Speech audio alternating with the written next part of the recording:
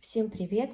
В этом видео я хочу поделиться одним небольшим секретом. Многие, может быть, его знают, некоторые, может быть, забыли, как и я, и вспомнят. Когда я вязала своей собачке шапку и шарфик, я вязала вот из этой пряжи. Многие, кто ее тоже знает, это недорогая пряжа, турецкая. Она не сильно, скажем так, и хорошая, но для каких-то, как я говорю, отработок каких-то моделей можно ее брать смело и вязать. И, как вы помните, мою Мишельку, она достаточно такая пушистенькая. И скажем, что вот такое вот более необъемные изделия, на нее не очень красиво смотрятся, на ней. И, в общем, я думаю, надо как-то пуха этого придать моему изделию. И я вспомнила, что когда-то моя мама, она тоже раньше вязала на вязальной машине, у нее была пуходерка. У нее не было ни котов, ни собак, и сейчас нет у нее, но пуходерка у нее была. Так как у меня появилась собачка, у меня пуходерка появилась. И вот шарфик я уже немножко обработала этой пуходеркой. Я вот то, что фотографировала, скидывала фотографию, уже она, шапочка и шарфик, она намного так воздушнее смотрится и объемнее. Даже красиво не только, ну, если конкретно как для собак, да, не только для пушистых собак, но и также таких вот худеньких будет более объемно, будет милее. Ну и, скажем так, это же и применимо для людей, для нас, тех изделий, которые мы вяжем для себя. Тоже это красиво. И вот я сейчас связала ей такое кофту-платье. Очень тут она интересная у меня была. Жемчужной вязкой. Я очень люблю жемчужную вязку, но очень много уходит пряжи на нее. И потом я, когда вот делала вот эти вот, конечно, вот косячки такие, рукава вывязывать частичным вязанием, вот подвязывать, как мы митенки делали, то очень сложно. То есть есть вот эти вот ошибки. Также я вот эти обвязала горловину, то есть это получается воротник. И вот здесь вот таким жгутом, который я показывала и ранее, и в прошлом видео, они немножко отличаются, чем вот раньше я делала. То есть вот такие вот варианты, элементы, которые мы можем использовать и в своих вещах, и для наших питомцев, если кто любит вязать для них, ну и если они есть, конечно. Ну и вот сейчас я хочу показать, как же работает эта пуходерка.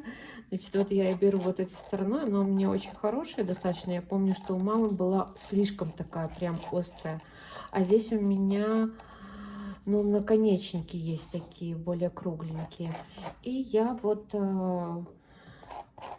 брала просто в хаотичном порядке, вот так набивала, как бы, ну, даже не знаю, что это, взбивала пряжу. То есть, ну, и вот здесь вот я планирую взбить, но нужно, конечно, делать ее равномерно, чтобы не было где-то... Так, я сейчас вот закреплю, вот, если видно, да, сейчас посмотрю, видно ли, что я делаю.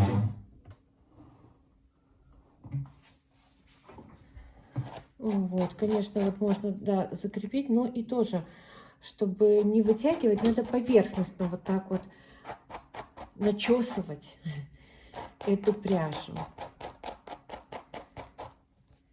чтобы мы петли самой вязки, самого изделия не вытянули. И здесь я горловину подвязывала отдельно, что я там немножко... Ну, так как я делала первый раз вообще эту кофту, и на жемчужной вязке, то, конечно, некоторые нюансы. Потом я вот сейчас все сделаю.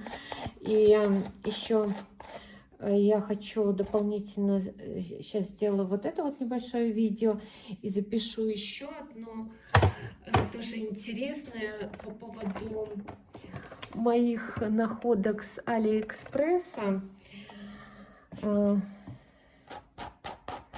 Так как вы знаете, что я люблю такие необычные вещи, что-то украшать, дополнять, чтобы это прям вот видно, что это не купишь ни за какие деньги, а это что-то, какой-то эксклюзив, какая-то необычность, такая неповседневность, потому что вот. Но когда я сейчас вот сделаю вот эти рукавчики с косячками с моими, да, оно не так будет вот заметно, хоть мои вот эти вот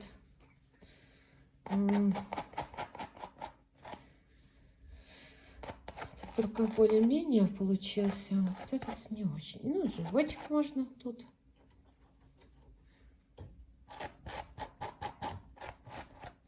Можно вот этой вот, у меня еще есть такая другая чуть-чуть, вот тоже она хорошо взбивает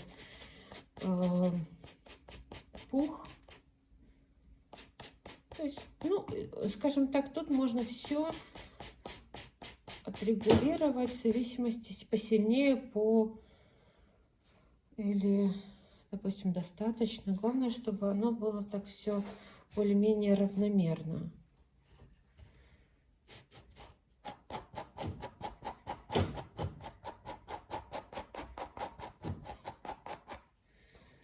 Так, ну вот, в принципе, там уже потом я отключу свет лампы, и я более посмотрю, потому что я так сильно не вижу. Так, ну и вот тоже горлышко обязательно, то есть этот вот воротничок, стойка у меня. Она может у меня выступать как и воротник стойка, так и как бы такой, как у королевы. Это называется стойка воротник, короче, тоже стойка воротник. Вот, вот эту вот часть тоже сделать пушистой, чтобы побольше так объема придавала это все дело. Так. Чем оно как бы будет пышнее, тем оно вот побогаче будет выглядеть. Ну вот, а на расческе не сильно много остается чего-то. То есть вот мы просто его как-то, ну, этот пух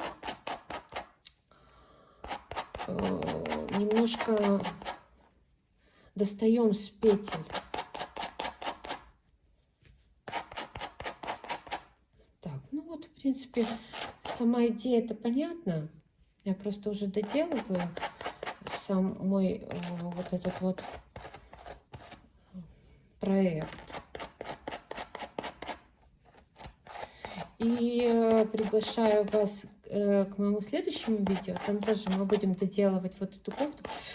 Очень, я заметила, что очень круто какие-то моменты прорабатывать на маленьких изделиях. Или, допустим, на детских, или вот, допустим, как на собаках. Можно, потому что когда ты делаешь уже на больших каких-то вещах, то там жалко столько всего распускать, работы. А здесь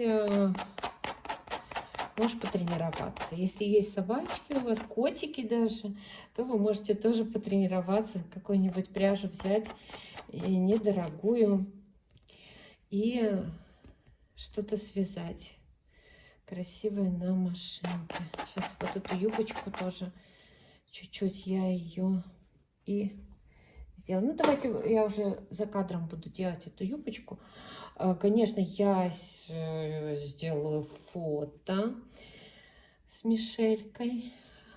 Ну, в общем, что я хотела вот показать, что вот такая вот получилась у нас, такой пушистик получился, прям шикарный. Может, наверное, даже это и не предел. Я еще пока не понимаю, не вижу, как видно в телефоне это все. Вот. Так, юбочку я сейчас тоже сделаю. А с этой стороны я не вытягивала пух. Вот это шарфик. С этой стороны вытягивала. Вот разница. Спасибо за внимание, за просмотр. И смотрите меня. Переходите в следующее видео. Всем пока!